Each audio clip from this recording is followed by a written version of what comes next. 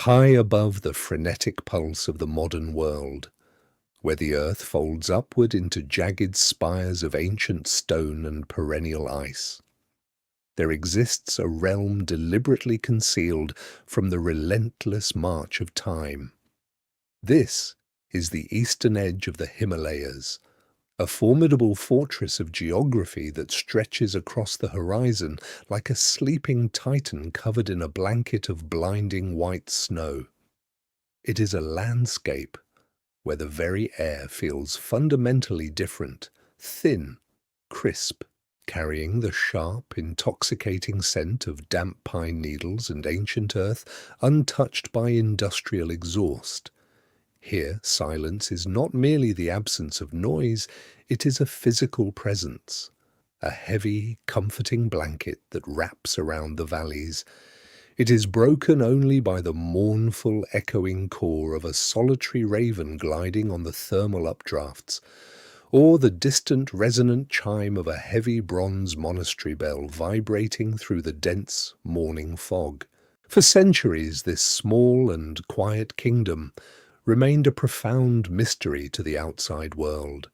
It was a nation that intentionally shielded itself, not out of fear, but out of a deliberate, conscious choice to preserve its soul behind an impenetrable wall of towering peaks and deep, inaccessible ravines.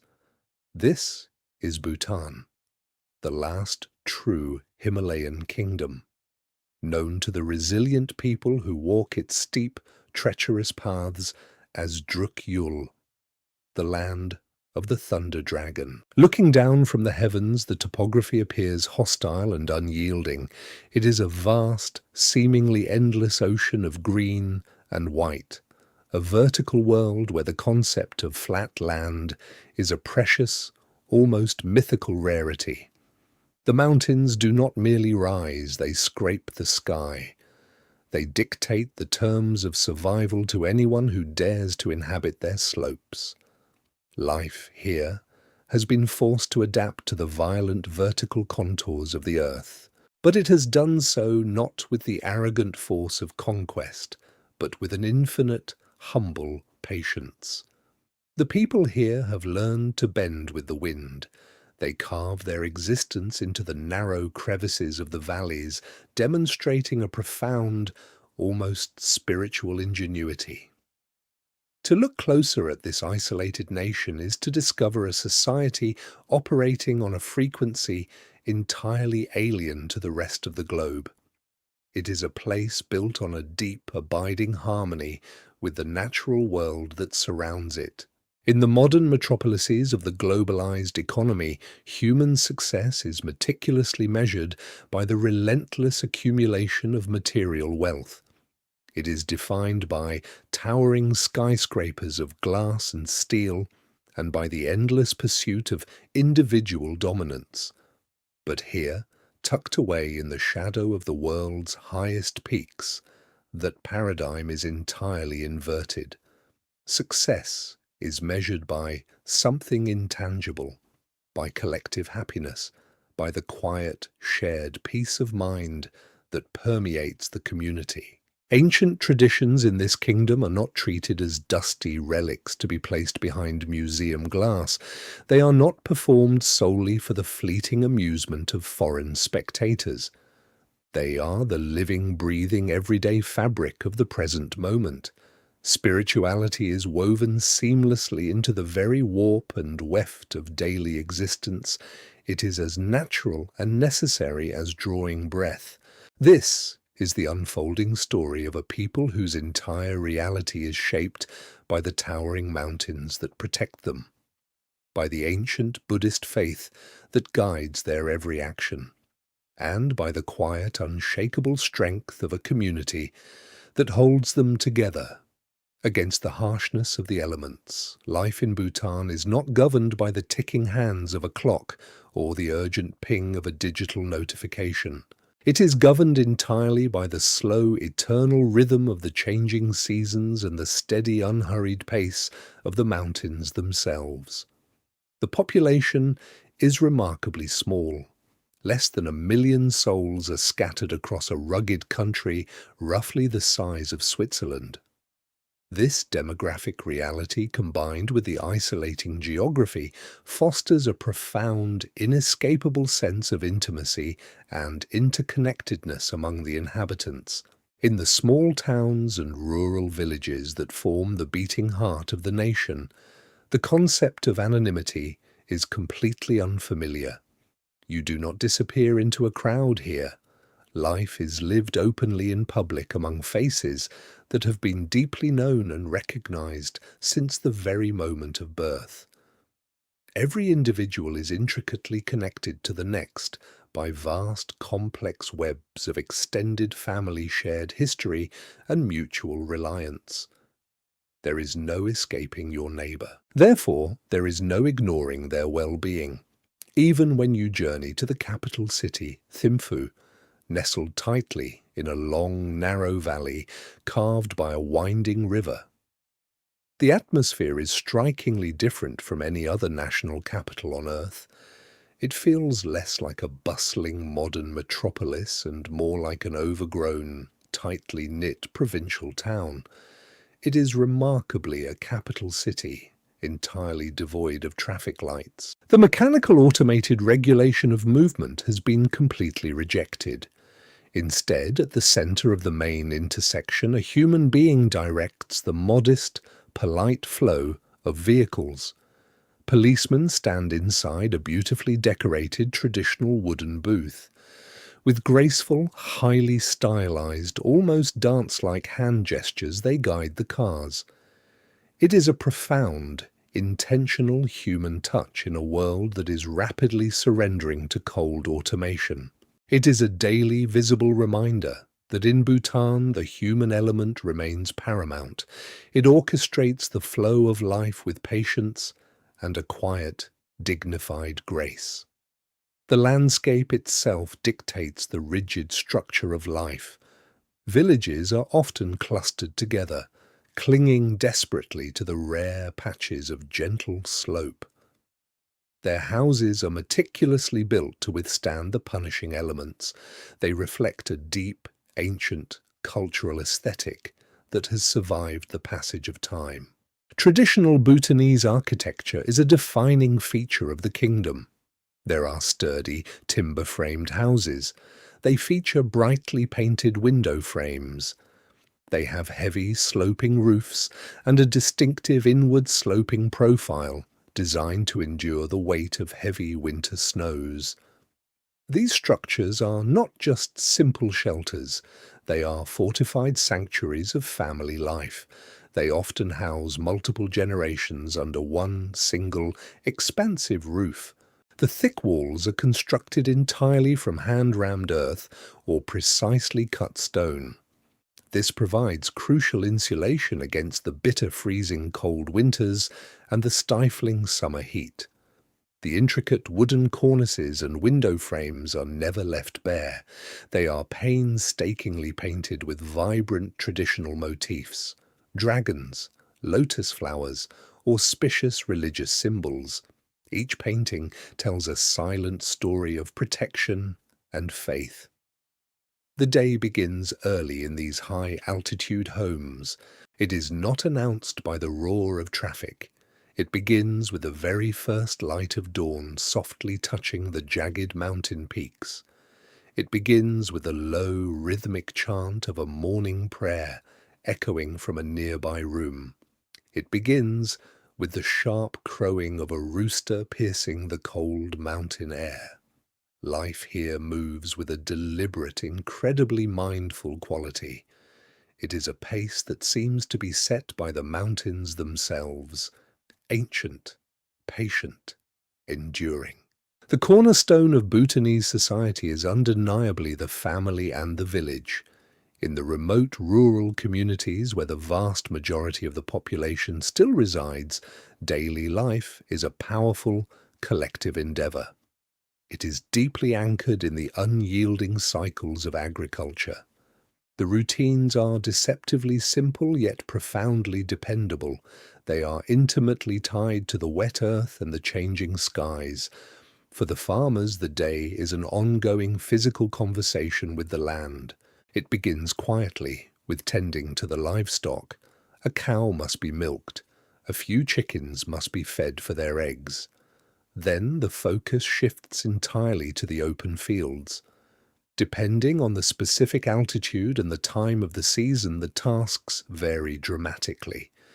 In the meticulously terraced paddies of the lower warmer valleys, this could mean planting red rice. It is a back-breaking, grueling process. Bright green fragile seedlings are transplanted entirely by hand into the flooded, freezing earth. Higher up in colder valleys like Bhutan, the rhythm changes. Here it means harvesting sturdy crops like potatoes or buckwheat. Their pale, delicate flowers stand in stark, striking contrast to the deep, brooding green of the surrounding alpine forests. The family unit here is exceptionally strong and resilient. Grandparents, parents, and children often live and work together in a seamless flow.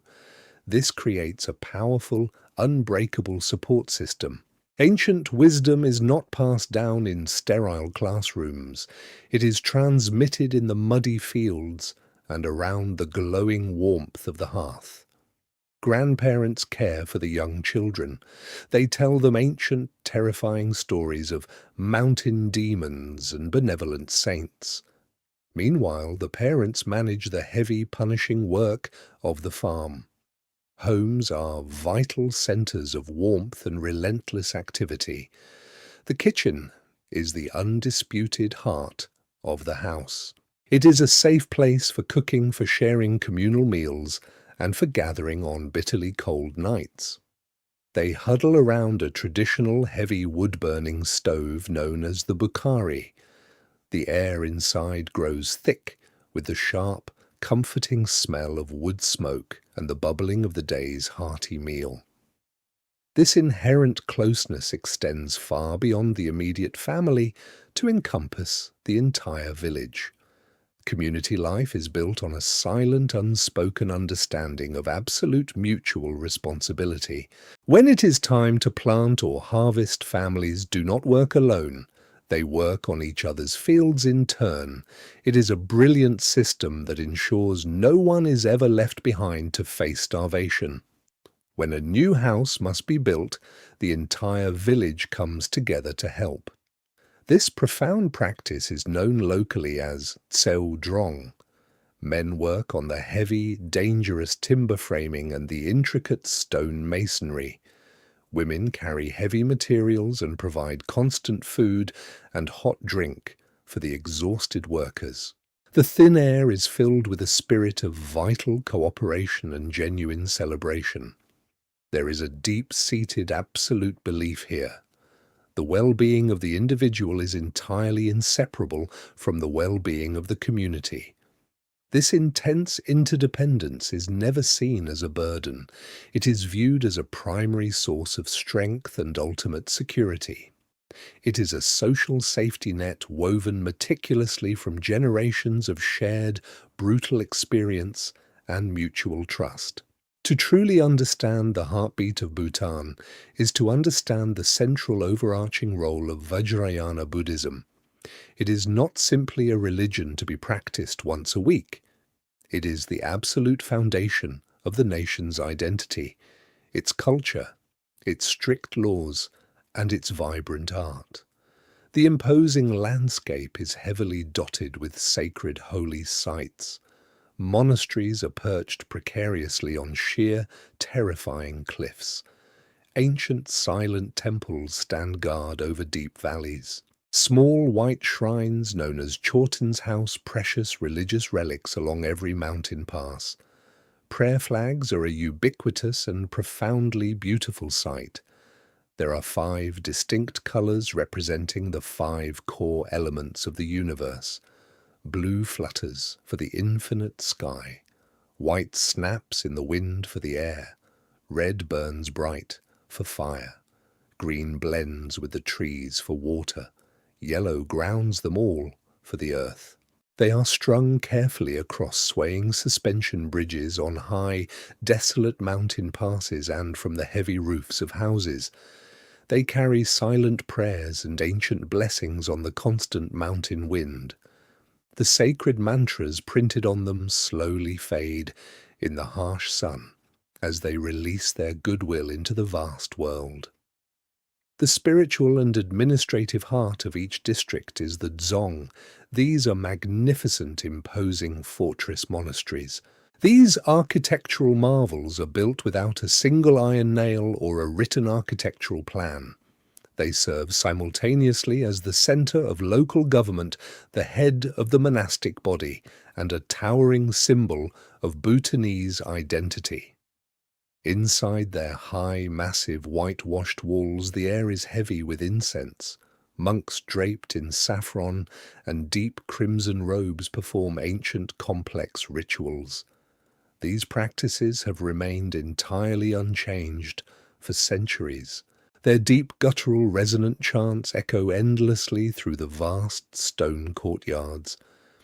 These spaces are not quiet, dusty museums. They are living, breathing, working centers of absolute faith and daily governance. This spiritual heritage is a living, vital tradition. Monks are a deeply respected and integral part of every single community. Families often send one of their sons to a monastery at a young age. They consider it a massive honor and a crucial way to accumulate spiritual merit for the entire bloodline. The national dress is another powerful, highly visible symbol of this fierce, unique identity. Men proudly wear the go. It is a knee-length heavy robe tied tightly at the waist with a traditional belt called a kira. This forms a remarkably large pouch at the front. It is used for carrying absolutely everything from a modern mobile phone to a traditional small wooden bowl. Women wear the elegant kira. It is a floor-length rectangular piece of heavy cloth wrapped carefully around the body.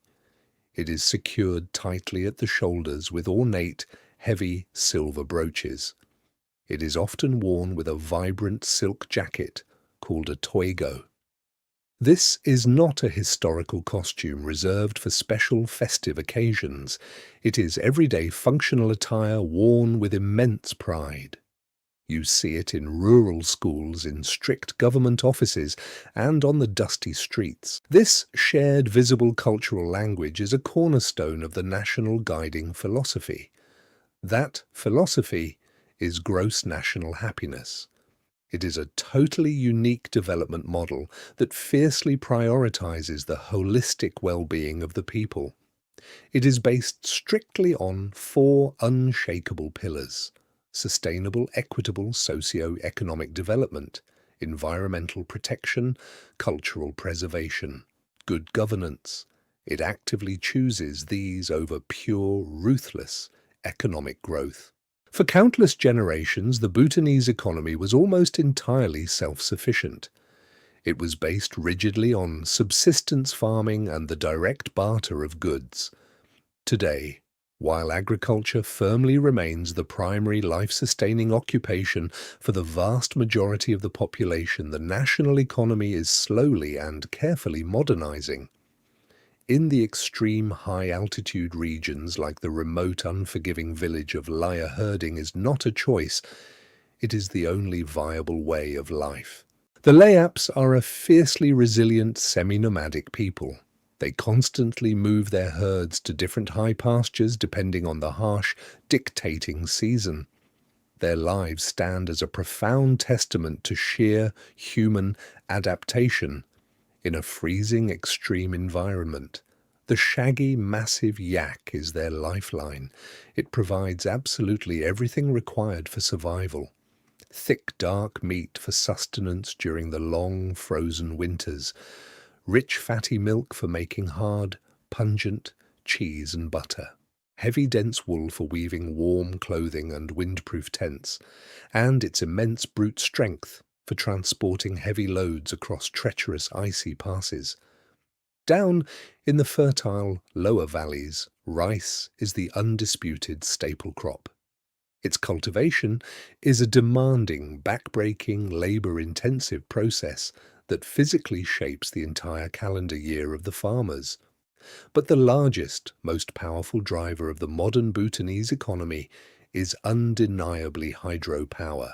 The country's fast-flowing aggressive rivers are constantly fed by massive melting Himalayan glaciers. They are an immense natural source of clean, renewable energy. The vast majority of this generated electricity is sold directly across the southern border to neighbouring India. This vital trade provides the royal government with its absolute primary source of national revenue. This specific income is what directly funds the country's comprehensive free education and universal healthcare systems. These are the non-negotiable physical cornerstones of the gross national happiness philosophy. Government jobs are consequently highly sought after. They provide rare financial stability and a dependable salary in a mountainous country with inherently limited private sector opportunities. Tourism is another critically important sector, though it is meticulously and strictly managed. Bhutan has famously and stubbornly pursued a radical policy of high-value, low-impact tourism. A mandatory substantial sustainable development fee is rigorously imposed on all foreign visitors for every single day of their stay. This strict financial barrier ensures that the total number of tourists always remains highly manageable. It actively prevents the devastating kind of over-tourism that has culturally and environmentally ruined other beautiful parts of the developing world. This uncompromising approach fundamentally aims to protect the country's unique fragile culture and its pristine, untouched environment. It simultaneously generates crucial revenue that directly benefits local, isolated communities. It fundamentally means that those who do make the arduous journey to visit are deeply, genuinely interested in the culture. Their limited interactions are therefore significantly more meaningful and respectful. Alongside these larger state-managed sectors, a small but determined growing number of independent entrepreneurs are starting their own local businesses. They run small, intimate guest houses and modest local restaurants. They engage in the slow, meticulous, small-scale craft production of vibrant traditional textiles and highly aromatic temple incense. They are slowly, carefully diversifying the economic landscape of the valleys. Bhutanese food is a stark, direct, physical reflection of its harsh mountain environment.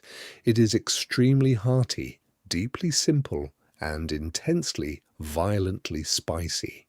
The daily cuisine is built rigidly around a few core, resilient ingredients that can actually be grown in the challenging, highly unpredictable climate. The undisputed reigning national dish eaten religiously every single day in almost every single household is ema dachi. The simple name reveals everything. Ema simply means chili, and dachi means cheese. It is a fiery, aggressively hot, stew-like curry. It is made from heaps of fresh hot chilies, sometimes sliced completely lengthwise, sometimes roughly chopped. They are boiled with a local artisan farmer's cheese that slowly melts down into a thick, creamy, deeply pungent sauce. It is a powerful dish that violently warms the freezing body and the weary soul in the biting, cool mountain air. Chilies are absolutely not used as a mere optional seasoning in Bhutan. They are treated and consumed as a primary daily vegetable. At any bustling local market, from the large, crowded, centenary farmers' market in Thimphu to a tiny, quiet village gathering, you will see massive, imposing piles of red and green chilies. They are sold both fresh and heavily dried. The thin mountain air itself is constantly thick with their sharp, earthy, aggressive scent. Nutritious, nutty-flavored red rice is the essential staple grain. It grows tenaciously in the high, thin altitudes. It forms the heavy base of almost every single meal, served inevitably alongside one or two heavily spiced stew-like dishes. Its dark, pinkish hue and firm, satisfying texture are a perfect necessary counterpoint to the rich, extremely spicy, creamy curries. Other common hardy ingredients include root vegetables like potatoes and dense turnips. Buckwheat is also heavily utilized. It is ground down to make dark, heavy noodles and thick, savory pancakes, especially in the high, cold Bumthang region. Pork is a highly favored meat. It is often slow-cooked for hours with giant, dense white radishes in a beloved traditional dish called phakshapa. The ubiquitous traditional drink is suja, or salty butter tea. It is a savory, thick, warm beverage.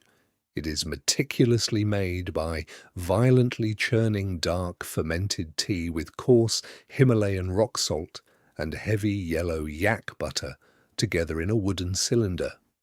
It is undeniably an acquired challenging taste for outsiders, but for the native Bhutanese it immediately provides intense vital warmth and dense necessary calories for a hard, physically punishing day's work in the freezing mountains. Food culture here is deeply, intimately centered entirely in the home. Meals are a simple, profoundly communal affair.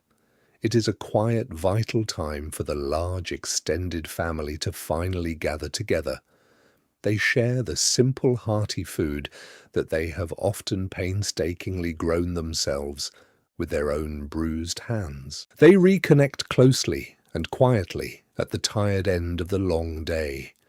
To live in Bhutan is to live in constant, intimate daily contact with raw, untamed nature. The surrounding landscape is not merely a pretty scenic backdrop for human activity. It is an active, powerful, and completely undeniable presence in their daily lives. The country holds a profoundly rare and impressive global distinction. It is one of the very few nations in the entire world that is officially carbon negative.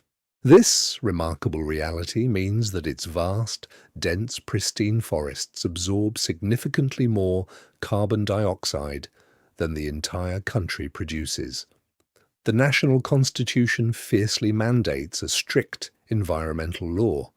It dictates that at least 60% of the country's total landmass must remain entirely under deep forest cover for all of eternity.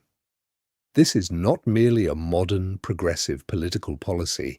It is a profound physical reflection of the ancient core Buddhist belief in the absolute sacredness of all living things. Life here is lived predominantly outdoors under the vast open sky. For many long isolated centuries, the only conceivable way to travel between the deep separated valleys was strictly on foot.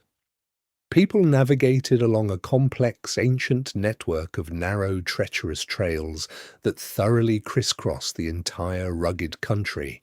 Hiking and walking are not considered leisurely recreational activities here. They are a fundamental, necessary, and deeply integrated part of basic human survival and daily life. These ancient, worn trails lead deep through dense, dark pine and vibrant, blooming rhododendron forests.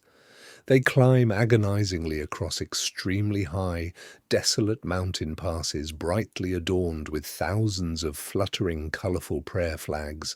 They descend sharply into serene, isolated, hidden valleys that seem entirely untouched by the passing of time.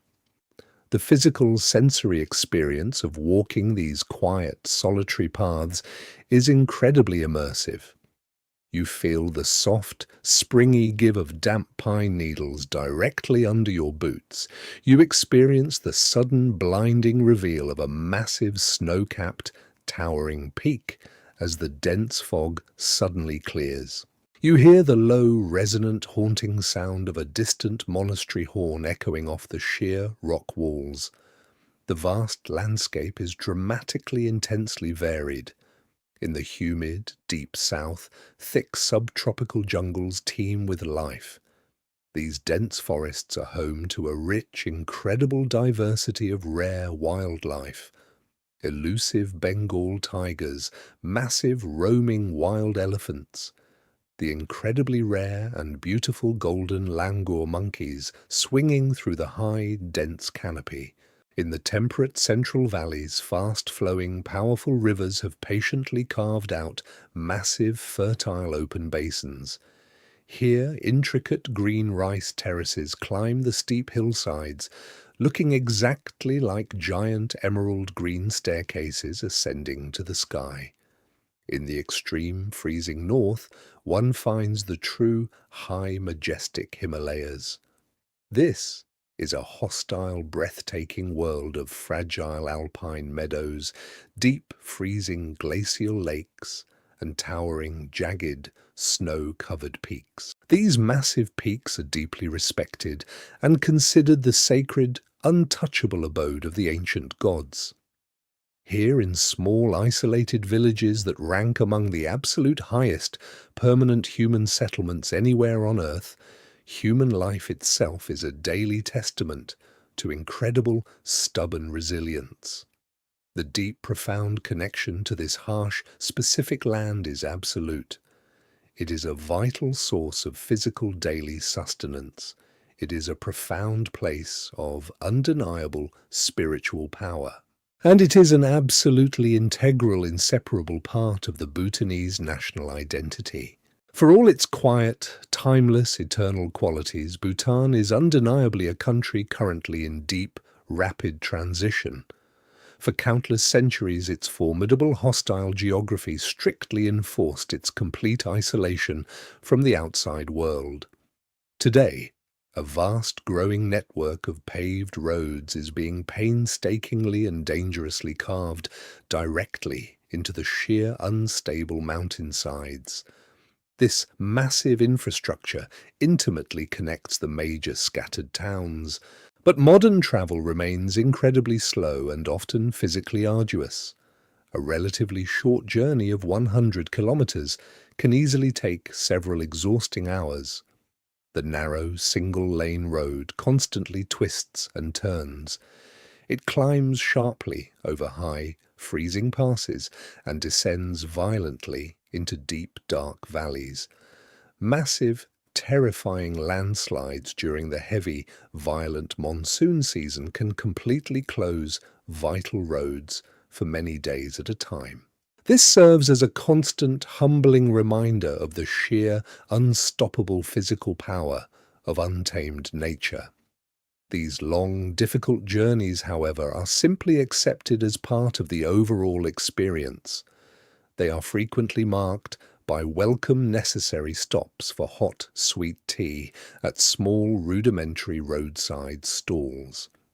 They offer sudden, breathtaking, dizzying views at every single sharp turn. The sudden influx of modernization is most obviously visible in the busy capital city of Thimphu.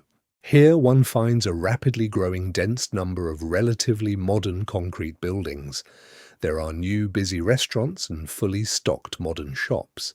Yet even here they are all strictly legally required to prominently incorporate traditional Bhutanese architectural design elements. The global internet and the ubiquitous smartphone have rapidly forcefully become a central part of daily modern life. They completely connect even the most extremely remote, isolated rural villages directly to the noisy outside world. This sudden massive influx of fast global technology and foreign pop culture presents one of the most central fascinating paradoxes of modern Bhutan. It is now entirely possible and completely common to see a senior monk dressed entirely in ancient, traditional maroon robes. He is casually checking his digital messages on a glowing smartphone screen. Or you might find restless young teenagers in a deeply traditional rural farming village. They are wearing the absolute latest global fast fashions directly alongside their traditional formal Go and Kira garments. This complex, delicate blending of the deeply old and the aggressively new is the defining core feature of contemporary Bhutanese modern life. The country was intentionally famously one of the absolute last nations in the entire world to officially introduce global television and the internet. They cautiously, deliberately did so only in the incredibly recent year of 1999.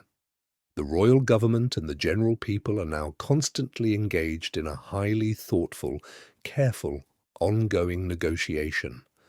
They are desperately trying to figure out exactly how to successfully embrace the undeniable benefits of modern globalization. They desperately want improved modern healthcare systems and better universal education, but they want this without permanently sacrificing the deeply unique culture and the ancient traditions that fundamentally define their soul.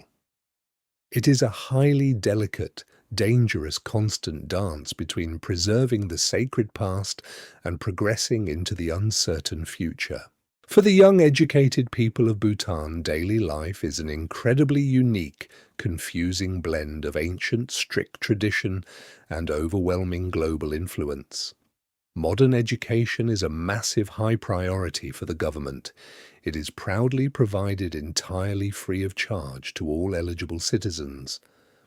The modern school system serves as a complex bridge between two entirely different worlds.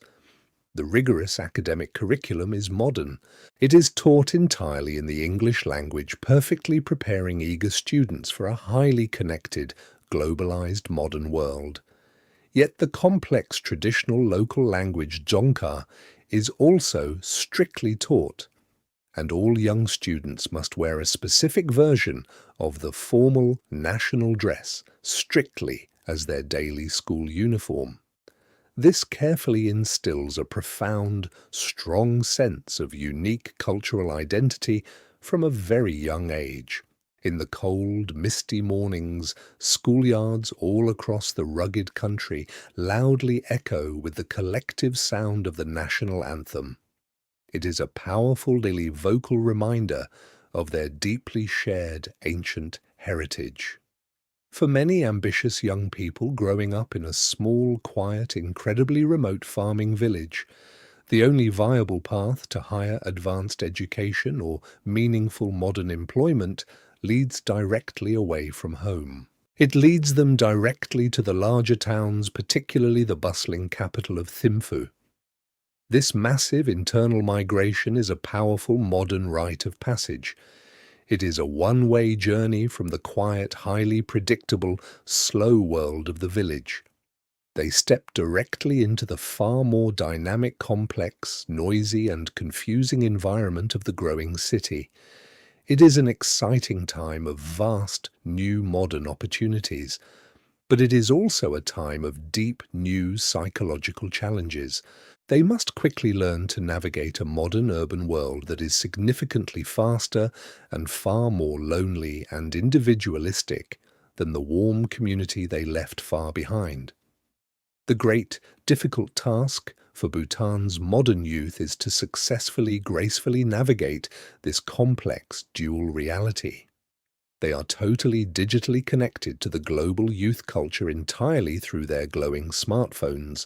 They are actively listening to the exact same loud music and obsessively watching the exact same viral movies as their unseen peers all around the rest of the world.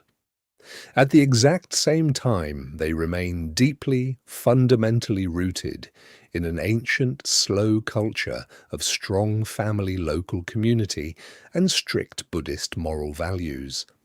They are socially strictly expected to uphold Driglam Namja.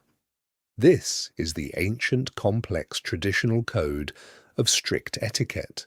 It strictly dictates exactly how one should politely behave, how one should properly dress, and exactly how one should respectfully interact with elders and others. The ultimate challenge for the developing nation is to successfully create enough meaningful modern job opportunities for its highly educated, restless young people. They must do this so the youth can successfully build a viable future at home. They need them to actively contribute their new modern skills and fresh global perspectives directly to the country's continued highly careful, slow evolution. The daily eternal rhythm of day and night in Bhutan is a profound moving study in absolute simplicity and deep quietude. The active day begins exactly with the rising of the sun. For most rural people, it is a focused time of hard physical work and purposeful activity. In the high isolated monasteries, the day begins long before the first light of dawn. It starts with the deep, resonant sound of a heavy struck gong or a blown horn. This calls the sleepy monks to their mandatory morning prayers in the freezing cold, dark halls. In the rural, steep villages, the tough farmers are already out in their freezing fields. They are determined to make the absolute most of the limited daylight hours. The larger towns come to life slowly. Small shops open deliberately. People go about their daily business with a remarkably calm, entirely unhurried, polite demeanour. The general public energy is highly productive, but deeply firmly grounded. It is a pure reflection of a quiet society that lives very close to the raw land and fundamentally understands the absolute true value of quiet, hard, physical work. As the evening rapidly approaches, a profound, heavy sense of absolute peace descends across the entire kingdom. When the sun rapidly drops directly behind the high, jagged mountain peaks, sudden, thick darkness falls very quickly and incredibly completely. Public life rapidly turns entirely inward. The once busy towns and the quiet, remote villages become totally still and silent. The various noisy sounds of the working day are completely replaced. You hear only the gentle, continuous murmur of a fast, flowing river, the loud, rhythmic chirping of hidden night insects, or the soft, continuous whisper of the cold, mountain wind blowing through the high, dark pines. This is the sacred time for home, for the warm family. It is a designated time for sharing the hot, heavy evening meal, for quiet, intimate conversation, for slow, mindful prayer. In many deeply religious homes, the dark, quiet evening includes a small, very specific sacred ritual, the careful lighting of a small, bright butter lamp. It is lit entirely as a selfless offering specifically for the ultimate benefit of all sentient living beings everywhere. The very quiet, entirely dark nights are a deeply cherished, vital part of daily life. It is a dedicated time for absolute rest and deep inner reflection, a time to fully restore the exhausted physical body and the weary spirit, to be completely ready for the relentless demands of the new day. Life in this deeply serene and incredibly beautiful, isolated kingdom is absolutely not without its severe, massive modern challenges. The stunning geography, while incredibly breathtaking, presents formidable physical and economic obstacles. The intensely mountainous extreme terrain makes modern large-scale farming totally physically impossible. It severely limits the total amount of usable arable land, building and constantly maintaining vital, modern infrastructure. Things like paved safe roads and reliable power lines. It is a highly dangerous, constant and incredibly costly, brutal battle against the hostile elements. Many extremely remote mountain communities are still unfortunately accessible only by many hours or even several grueling days of difficult travel strictly on foot, directly from the nearest paved road. This makes fast, reliable access to modern vital healthcare and large open markets a highly significant ongoing daily struggle. The national economy, while slowly growing, is still relatively small and extremely vulnerable. It has a very narrow, limited base. It is far too heavily entirely reliant on massive hydropower energy sales, specifically to the nation of India. Successfully creating enough good-paying modern jobs for a rapidly growing, well-educated, restless young population is a highly significant and very stressful ongoing political concern. The highly careful, extremely high-value approach to managing national tourism while incredibly successful in preserving the local culture.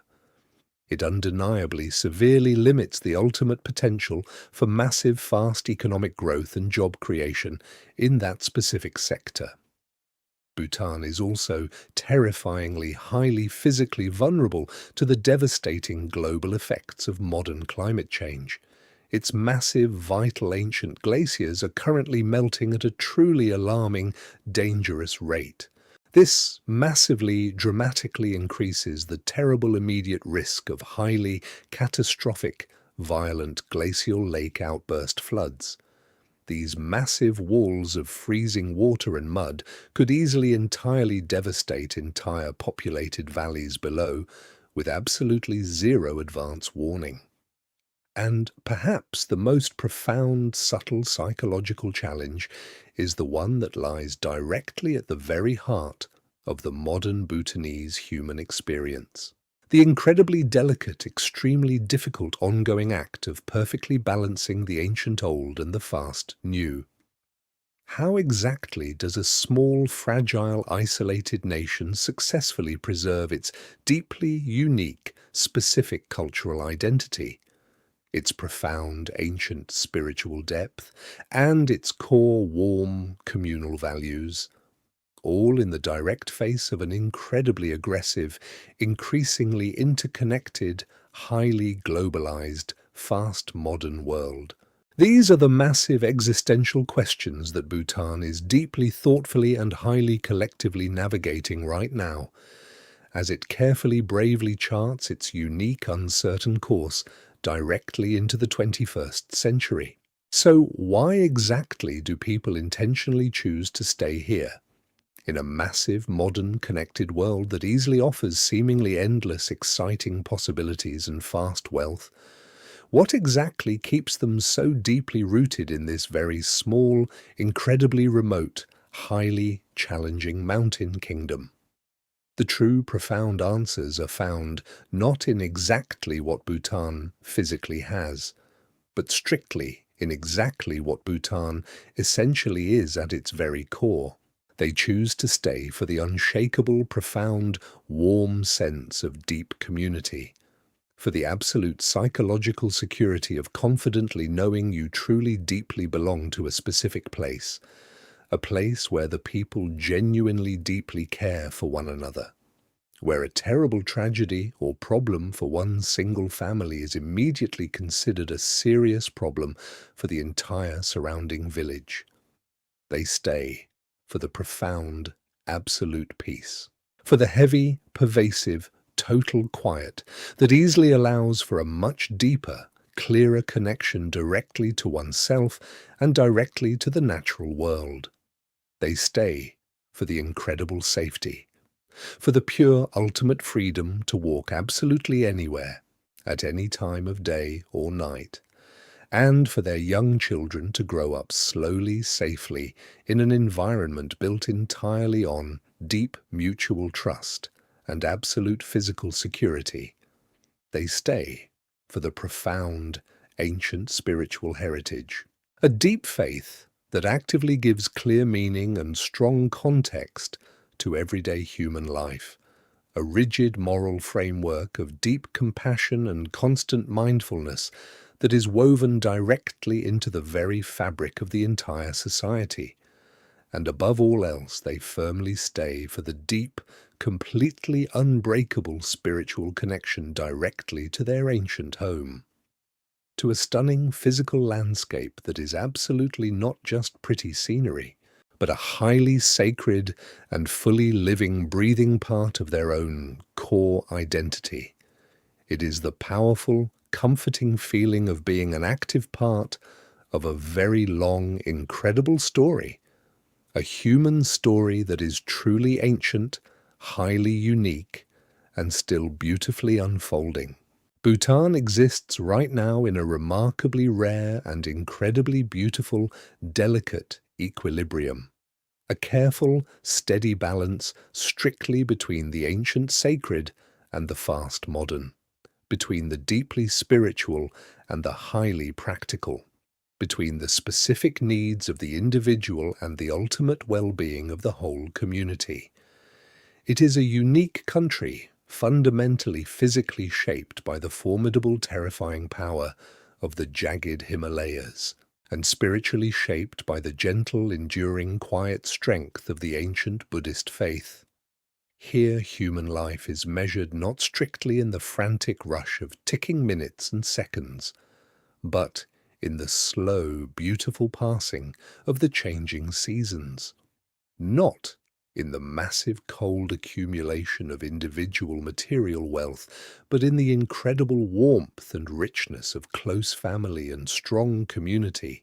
It is a powerful, living, breathing, ongoing testament to the radical idea that a nation can intentionally, successfully choose its very own unique path.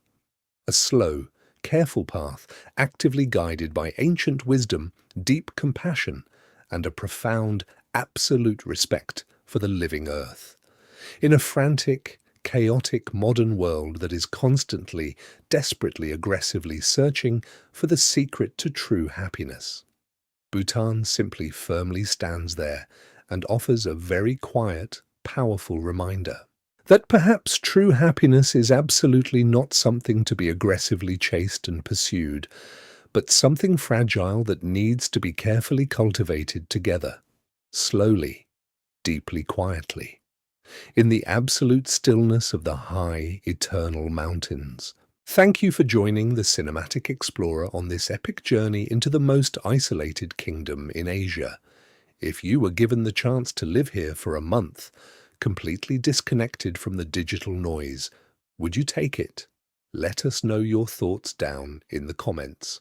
Do not forget to like, subscribe, and turn on notifications so you never miss our next documentary exploring the edge